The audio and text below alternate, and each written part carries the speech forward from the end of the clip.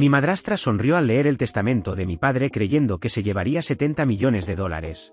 Pero mi papá le había tendido una trampa. Hoy está arruinada y yo heredé todo. La sala de conferencias de Sterling y Asociados, el bufete de abogados de mi padre, era exactamente como imaginas un lugar donde la riqueza lleva generaciones acumulándose.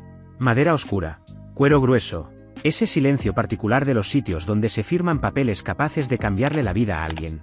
Ya había estado ahí una vez. Solo una. Tenía 7 años cuando mi padre me llevó a una reunión que, en aquel momento, no entendí en absoluto. Entonces la sala me pareció enorme, casi intimidante. Hoy solo parecía un escenario. Valeria ya estaba allí cuando entré.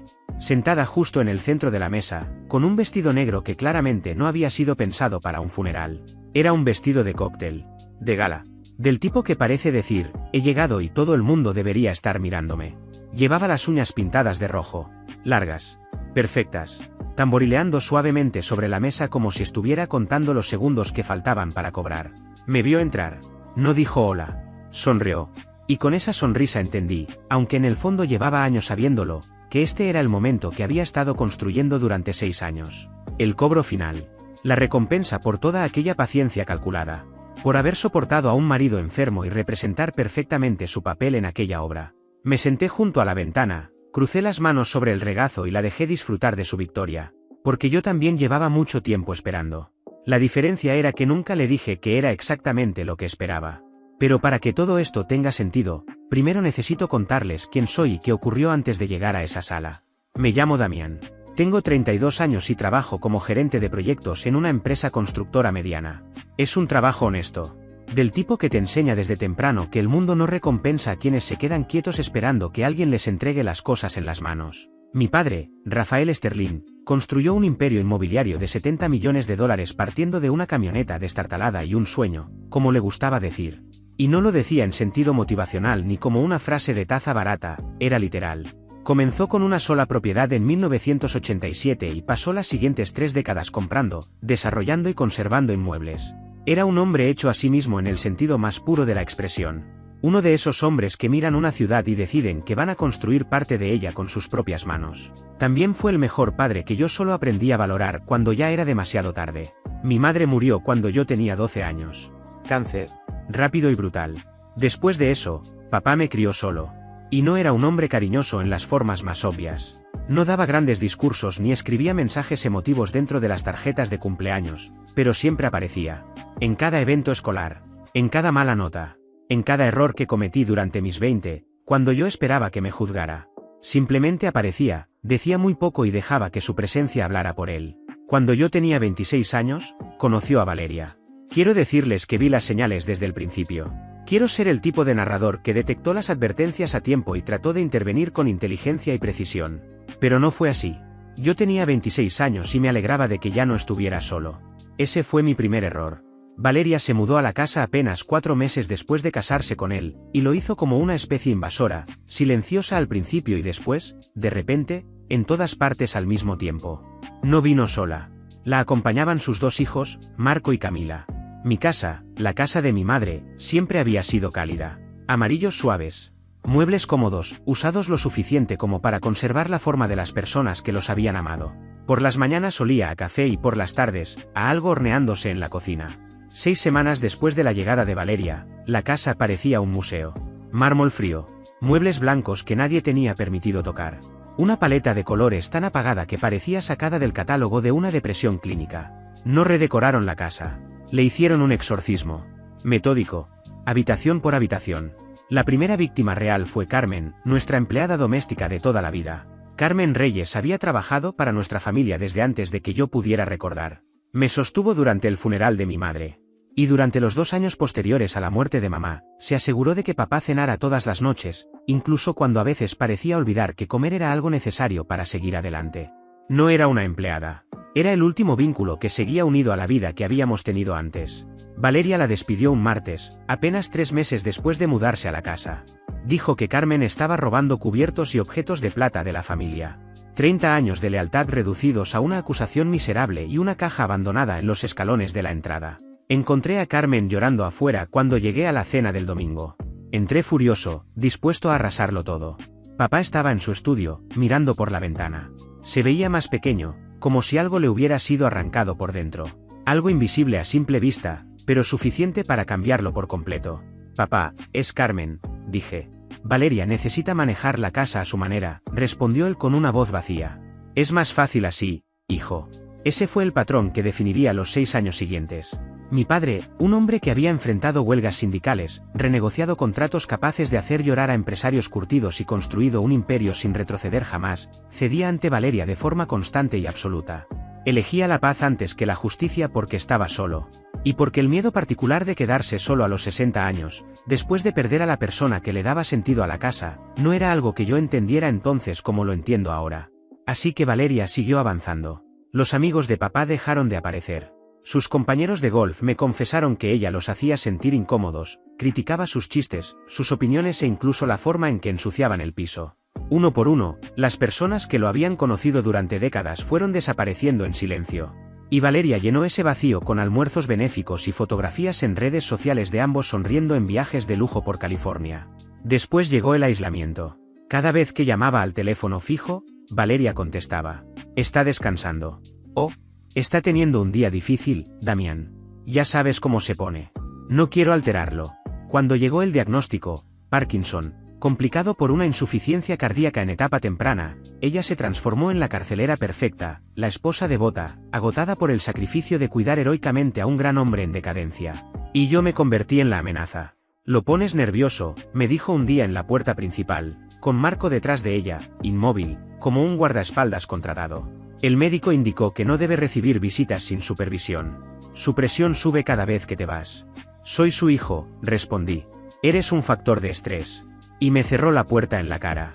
Me quedé parado en los escalones de la casa de mi infancia, mirando la ventana del dormitorio de mi padre, sintiendo algo que no experimentaba desde los 12 años, esa impotencia insoportable de ver desaparecer a alguien que amas mientras todos insisten en que es por su propio bien. Pero ellos no conocían a Ernesto. Ernesto Keller había sido el jardinero principal de mi padre durante 22 años. Tenía 60, era brusco y leal de esa manera inquebrantable que solo poseen las personas cuya lealtad se ha ganado después de años de pruebas.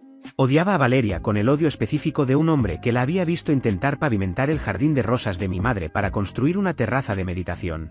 Me encontró esperando dentro de mi coche, calle abajo, una noche de febrero, 8 meses antes de que papá muriera. Golpeó la ventanilla. El código de la reja es 4492, dijo sin preámbulos. La puerta trasera estará abierta esta noche a las 2. La enfermera Irene está de turno. A la señora le cae muy mal. Lo miré fijamente. Ernesto, tu padre seguro quiere verte. Y se marchó. Esa noche me colé en la casa de mi infancia como un ladrón. Subí las escaleras de puntillas, evitando el tercer escalón desde arriba, el mismo que crujía desde que tenía 15 años y me escapaba a fiestas por la ventana. La casa estaba en silencio y tenía un olor extraño, esa mezcla de lejía y perfume que deja claro que nadie vive realmente allí, que solo la mantienen limpia. La habitación de papá estaba al final del pasillo. Empujé la puerta. Durante meses, Valeria le había dicho a todo el mundo en sus almuerzos que Rafael ya no estaba mentalmente presente, que apenas reconocía rostros y que todo era terriblemente triste, aunque ella lo sobrellevaba con admirable fortaleza. Pero apenas me senté junto a la cama, sus ojos se abrieron de golpe. Claros, cansados, llenos de dolor, pero completamente lúcidos. Damián, dijo. Le tomé la mano y durante unos segundos fui incapaz de hablar. Intenté venir antes, logré decir al fin. Pero ella no dejaba de bloquearme. Lo sé, me respondió. Me apretó la mano. El apretón fue más fuerte de lo que esperaba. Me dice que no llamas. ¿Qué estás esperando a que me muera para vender la empresa? Sabes que eso es mentira, le dije. Lo sé. Me hizo acercarme un poco más.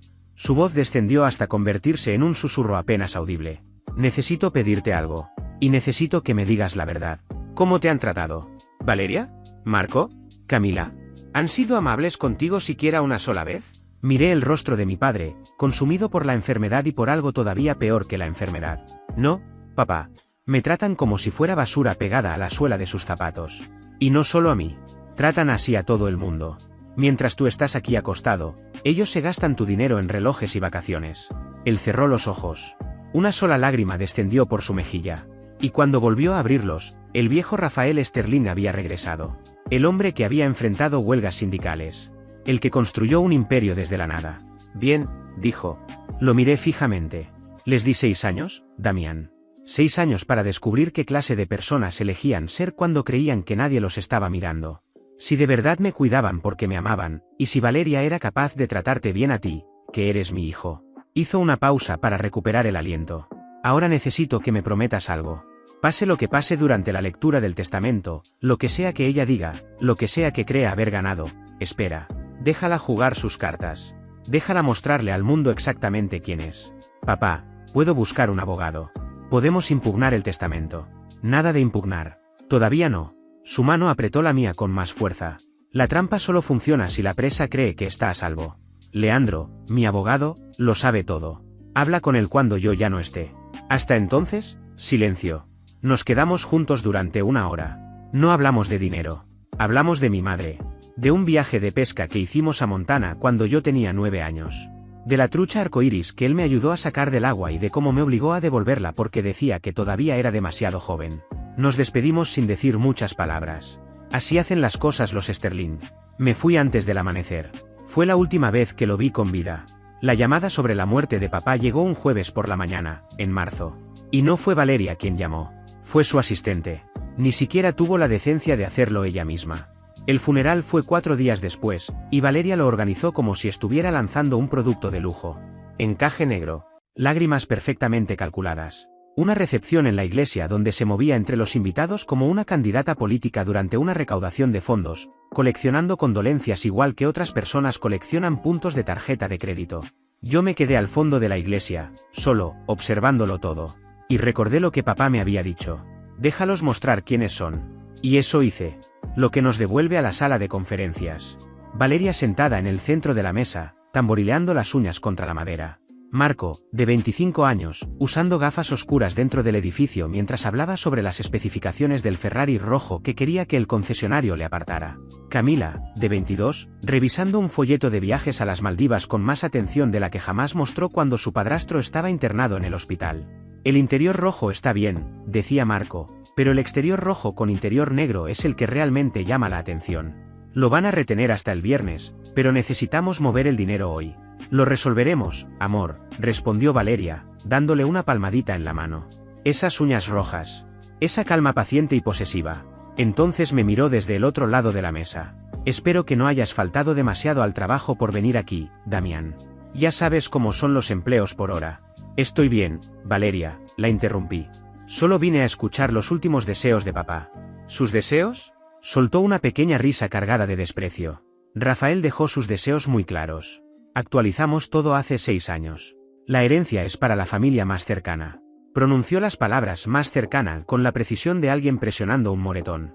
La familia que de verdad estuvo con él, añadió Marco sin apartar la vista del teléfono. Me mordí el interior de la mejilla y guardé silencio. La trampa solo funciona si la presa cree que está a salvo. En ese momento, una asistente del bufete abrió la puerta de la sala de conferencias y dijo: el señor Harrison lo recibirá ahora.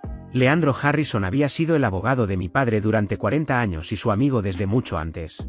Tenía 68 años, el cuerpo ancho de un exjugador defensivo retirado y el rostro de alguien que había visto todas las versiones posibles del comportamiento humano y aún así conservaba una expresión de póker imposible de romper. En 40 años, jamás lo había visto alterado, pero hoy había algo distinto en él. Algo que no pude identificar de inmediato. Tenía el rostro enrojecido, los ojos brillosos, las manos moviéndose sobre las carpetas del escritorio con una precisión exageradamente controlada, como la de un hombre intentando contener algo que amenazaba con escaparse. Valeria tomó la silla principal frente a él. Marco y Camila se acomodaron a sus lados. Yo ocupé el asiento junto a la ventana. Vayamos al grano, Leandro, dijo Valeria mientras cruzaba las piernas. Tenemos a un agente inmobiliario esperando. Solo lea la herencia, denos los códigos de acceso a las cuentas y podremos seguir adelante. Harrison la observó por encima de sus gafas de lectura. Antes que nada, quiero expresarles mi más sentido pésame por la pérdida de Rafael. Era uno de los mejores hombres que he conocido. Hizo una breve pausa. Y su muerte es una tragedia inmensa. Sí, agradecemos el pésame, pero vayamos a la herencia, dijo Valeria con evidente impaciencia. Harrison volvió a mirarla, aunque esta vez en sus ojos apareció un destello de molestia apenas perceptible. Luego se aclaró la garganta y tomó el primer documento. Tengo ante mí el último testamento y declaración de voluntad de Rafael Arturo Sterling, fechado hace 6 años. ¿Lo ven? Valeria me lanzó una mirada capaz de sacar sangre. Se los dije. Fechado hace 6 años, repitió Harrison. Sin embargo. No hay ningún sin embargo, lo interrumpió Valeria inclinándose hacia adelante. Elaboramos ese testamento juntos. Me deja toda la herencia a mí, con provisiones para los gastos universitarios y la manutención de Marco y Camila, y excluye específicamente a Damián. Valeria giró lentamente la cabeza hacia mí, disfrutando el momento, y dijo: no recibes nada, Damián. Ni un centavo. Ni las casas, ni los autos, ni siquiera esos libros viejos en los que siempre estabas metido. 6 años de matrimonio bastaron para que Rafael finalmente viera con claridad al hijo desagradecido y ausente que tenía. La sala quedó en silencio. Marco soltó una risita. Qué mala suerte, hermano. Camila levantó la vista del folleto por primera vez, y aún así, incluso sabiendo lo que venía después, sentí el golpe. Porque escuchar esas palabras duele igual, aunque uno crea estar preparado. Permanecí inmóvil. Observé a Harrison. Seguía mirando el papel. Y entonces lo escuché. Al principio fue apenas un sonido. Algo bajo y contenido, como un ruido atrapado en el pecho. Harrison se llevó una mano a la boca. Sus hombros comenzaron a sacudirse. El rostro se le puso rojo. Y entonces Leandro Harrison, 40 años ejerciendo el derecho, amigo íntimo de mi padre y modelo absoluto de compostura profesional, soltó una carcajada. No fue una tos disimulada. Ni una risa breve y contenida. Fue una carcajada auténtica, profunda e incontenible que rebotó contra las paredes de caoba y llenó toda la sala. Rió hasta empañar sus gafas. Rió hasta tener que quitárselas y presionar un pañuelo de seda contra los ojos. La expresión triunfante de Valeria pasó de la confusión a la indignación y finalmente, a la furia, tan rápido que parecía una presentación de diapositivas. ¿Cómo se atreve?, espetó. Mi marido está muerto. Esto es un acto solemne. Mis disculpas, respondió Harrison entre jadeos mientras se secaba los ojos. Me lanzó una mirada de reojo. Un guiño brevísimo, desaparecido en menos de un segundo. Realmente fue poco profesional de mi parte. Volvió a ponerse las gafas. Y su voz pasó de la risa a algo tranquilo, plano y peligrosamente sereno. ¿De verdad no lo saben, Valeria? ¿De verdad creen que un documento firmado hace 6 años cuenta toda la historia? Es la única historia, replicó ella con brusquedad. Oh, dijo Harrison con suavidad. Jugaron muy bien sus cartas. Pero cometieron un error fundamental. Se inclinó ligeramente hacia adelante. Asumieron que Rafael Sterling construyó un imperio de 70 millones de dólares siendo un ciego. Lo que ocurrió durante los siguientes 45 minutos fue el desmantelamiento más metódico de la certeza de una persona que he presenciado en toda mi vida. Harrison explicó todo pieza por pieza, con la calma precisa de un hombre que llevaba años esperando ese instante exacto y que lo había ensayado lo suficiente como para disfrutarlo. Explicó el fideicomiso familiar revocable de los Sterling, creado 25 años atrás, la estructura legal donde siempre habían estado protegidos todos los bienes que mi padre construyó. Explicó que un testamento solo controla los bienes que una persona posee directamente al momento de morir. Y luego explicó que, 15 meses antes, papá había firmado una nueva versión completamente renovada e irrevocable de ese fideicomiso, supervisada por la doctora Patricia Chen, especialista en fideicomisos con 30 años de experiencia, reemplazando por completo cualquier versión anterior. Valeria soltó una risa nerviosa. Eso es imposible. Yo estaba con él todos los días. Controlaba su correo, y también la puerta principal, respondió Harrison. Pero no controlaba la entrada del jardín. Y ciertamente no esperaba que una notaria privada hiciera una visita domiciliaria a las 2 de la mañana. El color empezó a desaparecer del rostro de Valeria. El maquillaje seguía intacto, pero debajo de él parecía no quedar nada. Estaba enfermo, dijo Valeria. No tenía capacidad mental. Voy a impugnarlo. Haré que anulen todo esto. Harrison abrió una segunda carpeta. El mismo día en que Rafael firmó el fideicomiso renovado, se sometió a una evaluación cognitiva de 4 horas con el Dr. Raymond Akefer, neurólogo geriátrico con 26 años de experiencia y ex jefe de neurología del Mercy General. La evaluación se realizó por videollamada, en sesiones privadas desde su habitación, sin que nadie más estuviera presente.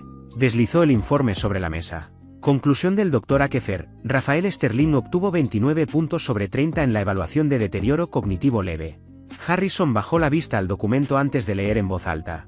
El señor Sterling demostró una claridad de razonamiento excepcional y una comprensión voluntaria y exhaustiva de todos los activos evaluados. No existe ninguna base clínica para cuestionar su capacidad mental.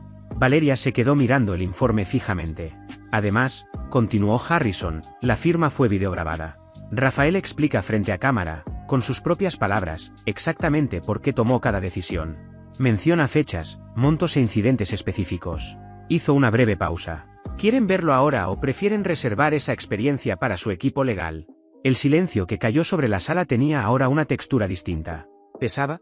¿Quién es el beneficiario?, susurró Camila. El maquillaje ya no lograba ocultar lo pálida que se había puesto. Harrison extendió un dedo largo y firme hacia el otro lado de la mesa. Hacia mí. Rafael, mi cliente, renunció como fideicomisario hace 15 meses, dijo. Al hacerlo, el fideicomiso designó automáticamente a un nuevo fideicomisario y transfirió el título legal de todos los activos al único beneficiario. Dejó que las palabras se asentaran antes de continuar. Esa persona es la propietaria legal del patrimonio Sterling, las casas, las cuentas y la empresa, desde hace 15 meses. Todas las miradas se clavaron en mí. La casa en la que han estado viviendo pertenece a Damián, continuó Harrison. El auto en el que Marco llegó hoy pertenece a Damián. Las cuentas contra las que han cargado sus tarjetas de crédito durante el último año y medio han sido financiadas por Damián. Marco se levantó de golpe. La silla salió disparada hacia atrás y chocó contra la pared. Revisé el saldo ayer. Hay $3 millones en la cuenta corriente. Sí, respondió Harrison con absoluta tranquilidad. Pero ese dinero le pertenece a Damián. Toda la sala volvió a girarse hacia mí. Me levanté despacio, caminé hasta la ventana y observé la ciudad que mi padre había ayudado a construir. Después me di vuelta para mirarlos. Papá les dio una oportunidad real, dije. 6 años para demostrar qué clase de personas eran. Si lo cuidaban por amor y no por interés, y si eran capaces de tratarme con decencia durante ese tiempo. Y si lograban demostrar todo eso, él estaba dispuesto a compartirlo todo. Así que los observé. Durante mucho tiempo, los observé. Hice una breve pausa. Miré a Marco. Te vi cargar un Rolex de $40.000 a la cuenta corporativa la misma semana en que papá estaba en cuidados intensivos. Luego miré a Camila. Te vi faltar a su cumpleaños para irte a un festival. Finalmente, miré a Valeria. Y te vi decirles a todos, en tus almuerzos benéficos, que Rafael ya no estaba mentalmente presente, mientras mi padre permanecía acostado en esa habitación, plenamente consciente de todo lo que ocurría a su alrededor. Éramos un matrimonio, chilló Valeria al recuperar la voz. Tengo derechos. Tengo derecho a una pensión conyugal. Esto es un abuso. No puedes simplemente. Hablemos de abuso, la interrumpió Harrison. Toda la diversión había desaparecido de su voz. Metió la mano en su maletín y sacó una carpeta negra, sencilla y delgada. Rafael contrató a un investigador privado hace 36 meses, dijo. Su nombre es Darío Mars. Tiene 20 años de experiencia investigando fraudes financieros y movimientos de activos. Además, formó parte de la Unidad Estatal de Delitos Financieros. Abrió la carpeta. Luego colocó 3 pilas de documentos sobre la mesa, perfectamente alineadas, como si estuviera repartiendo las últimas cartas de una partida que ya tenía ganada. La primera contiene el registro de $2.400.000 en gastos realizados con fondos del fideicomiso, que, les recuerdo, pertenece legalmente a Damián, durante los últimos 15 meses. Fue enumerándolos uno por uno. Un retiro espiritual de $50.000 en Sedona durante la misma semana en que Rafael fue ingresado en cuidados intensivos. Un salario mensual de consultoría de $10.000 pagado a Marco por un puesto al que jamás asistió. Y 17 compras de lujo, por un valor superior a $280.000, realizadas con una tarjeta vinculada a las cuentas del fideicomiso. Ese dinero era, empezó Valeria. De Damián, la cortó Harrison con frialdad. Hasta el último centavo. Entonces deslizó una segunda pila de documentos y fotografías sobre la mesa. La segunda documenta un patrón de comportamiento observado por el investigador durante 22 meses. No entraré en detalles. Estoy seguro de que te reconocerás en las imágenes, Valeria. Ella bajó la vista hacia la fotografía que estaba encima. Un hotel en Cabo. Un hombre que no era mi padre. La mano de Valeria descansando sobre la de él. El silencio que siguió fue distinto a cualquier otro que hubiera llenado aquella sala. Más pesado. Más definitivo.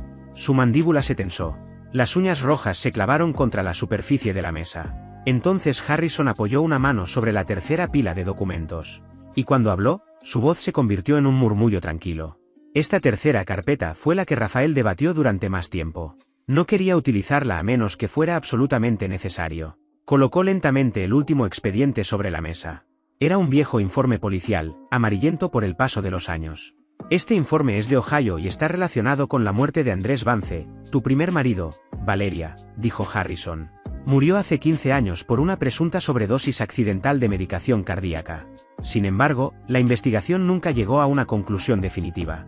Valeria dejó de respirar por un instante. Vi cómo su pecho se quedaba inmóvil. El investigador encontró los registros de la farmacia, continuó Harrison. Recogiste la receta 2 días antes de su muerte. Una dosis doble. Y eras tú quien le administraba los medicamentos, igual que hacías con Rafael.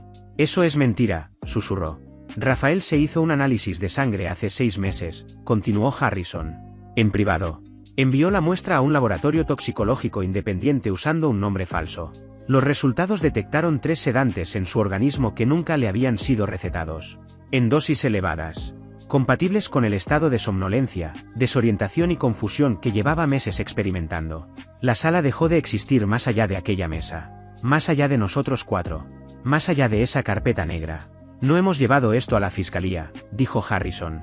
No hemos reabierto el caso de Ohio. Rafael no quería que su nombre terminara involucrado en un juicio por homicidio.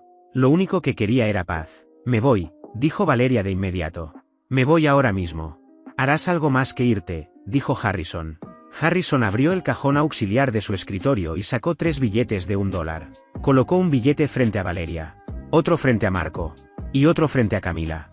Después abrió el testamento y comenzó a leer. A mi esposa, Valeria, le dejo la suma de $1. A mi hijastro, Marco, $1. A mi hijastra, Camila, $1. Esta cantidad se les entrega específicamente para evitar que cualquiera de ustedes impugne este testamento alegando haber sido excluido. No fueron olvidados. Fueron recordados. Y con absoluta precisión. Nadie se movió durante varios segundos. Entonces metí la mano dentro de mi chaqueta y coloqué 3 sobres sobre la mesa. Notificaciones de desalojo, dije. Han sido entregadas oficialmente en presencia del asesor legal. Tienen 24 horas para abandonar la propiedad. Harrison continuó con la misma calma imperturbable. Un equipo de seguridad los estará esperando en la casa dentro de 40 minutos para supervisar el embalaje de sus pertenencias. Podrán llevarse su ropa, sus artículos personales y cualquier objeto que puedan demostrar que compraron con su propio dinero. ¿Y los muebles?, preguntó Camila con voz apagada. Se quedan, respondió Harrison. Forman parte del fideicomiso. 24 horas no es suficiente, protestó Valeria. Entonces te recomiendo que empieces ahora mismo, le respondía Valeria. La miré directamente por primera vez desde que había comenzado la reunión. Porque mañana, a la 1 de la tarde, cambiaré todas las cerraduras. Harrison se encargará de supervisar el proceso y de dejar constancia legal de cada paso. Y cualquier persona que siga dentro de la propiedad después de las 12:01 será arrestada por allanamiento de morada, especialmente teniendo en cuenta que ya existe una investigación relacionada con un presunto intento de envenenamiento contra el propietario de la vivienda. Valeria miró el billete de $1. Luego la notificación de desalojo. Después la carpeta negra. Finalmente se puso de pie, tomó su bolso y dejó el $1 sobre la mesa. Eres un monstruo, dijo desde la puerta. Rafael estaría avergonzado de ti. La dejé quedarse con aquella última frase dramática. Rafael diseñó todo este plan, respondí. Yo solo me limité a ejecutarlo. La puerta se cerró con un clic seco. Harrison soltó un suspiro tan largo que parecía haberlo estado conteniendo durante 6 años. Se dejó caer contra el respaldo de la silla y por primera vez en toda la mañana, pareció 10 años más joven. Eso, dijo en voz baja, salió exactamente como Rafael dijo que saldría. Lo que vino después ocurrió de la misma manera en que suele llegar la justicia, no como una explosión repentina, sino poco a poco, pieza por pieza, como una deuda que finalmente ha llegado el momento de cobrar. Esa misma tarde conduje hasta la casa y estacioné al otro lado de la calle. Vi una camioneta de mudanzas retroceder hasta la entrada principal. Vi a Marco cargando cajas llenas de zapatillas de diseñador, con la expresión de alguien que acababa de descubrir que la riqueza puede desaparecer tan rápido como llega. Vi a Camila llorando sobre el césped delantero, abrazada a una bolsa de ropa. El folleto de las Maldivas había desaparecido. No entré. No necesitaba verlo de cerca. Papá también había tenido razón en eso. La verdadera victoria no estaba en humillarlos. Estaba en verlos marcharse. A la mañana siguiente, a las 10 en punto, subí por la entrada principal. La camioneta ya no estaba. La casa permanecía en silencio. Introduje el código de seguridad, el mismo de siempre, mi cumpleaños, y abrí la puerta. El recibidor estaba vacío. Se habían llevado todas sus pertenencias personales, pero habían dejado atrás el mármol frío, los muebles blancos y toda aquella estética de museo que Valeria había impuesto sobre la casa. Sobre la encimera de la cocina encontré un juego de llaves y una nota escrita con la afilada caligrafía de Valeria. Espero que te pudras en esta casa grande y vacía. La arrugué y la tiré directamente a la basura. Entonces mi teléfono vibró. Era un mensaje de Renata, mi prometida. La había mantenido alejada de todo aquello porque me negaba a darle a Valeria una sola oportunidad más de utilizarla en mi contra. ¿Ya terminó? Miré la cocina vacía antes de responder. Ya terminó. La respuesta llegó casi al instante. Voy para allá. Llevo pizza y pintura. Esta noche recuperamos la sala. Me reí. Era la primera vez que lo hacía en semanas. Que sea amarilla, le respondí. Como antes. 40 minutos después, la camioneta de Ernesto apareció por la entrada. Bajó con una pala al hombro y una pequeña maceta en la mano. Se quedó observando la casa durante unos segundos antes de escupir al suelo. Me dijeron que la bruja ya se fue. Así es. Metió la mano en la chaqueta y sacó un sobre cerrado. Tu padre me dio esto hace 6 meses. Me pidió que lo guardara y que lo abriera cuando la casa volviera a estar limpia. No sé lo que dice. Lo abrió ahí mismo, de pie frente a mí. Dentro había una carta escrita con la letra de papá. La leyó en voz alta, con esa voz áspera que tenía para todo. Ernesto, si estás leyendo esto, significa que Damián ya volvió a casa. Gracias por todo lo que hiciste por mí durante estos años. No tienes idea de cuánto significó. Te dejé una asignación en el fideicomiso, suficiente para retirarte o suficiente para reconstruir ese jardín de rosas por el que llevas 6 años quejándote. Cuida de mi muchacho. Harrison ya me había adelantado que el fideicomiso incluía una pequeña asignación para Ernesto. Ernesto se aclaró la garganta. La mandíbula se le tensó mientras intentaba mantener la compostura. $50.000, murmuró. Viejo idiota. Habría replantado las rosas gratis. No vas a retirarte, ¿verdad?, pregunté. Esos híbridos de té no van a podarse solos. Y se alejó hacia el cobertizo de jardinería como si nunca hubiera dejado aquel lugar. 3 meses después de la lectura del testamento, recibí una carta de Harrison. Estaba sentado en el patio trasero, sobre unos muebles nuevos. Cómodos. Resistentes. Muebles hechos para ser usados de verdad.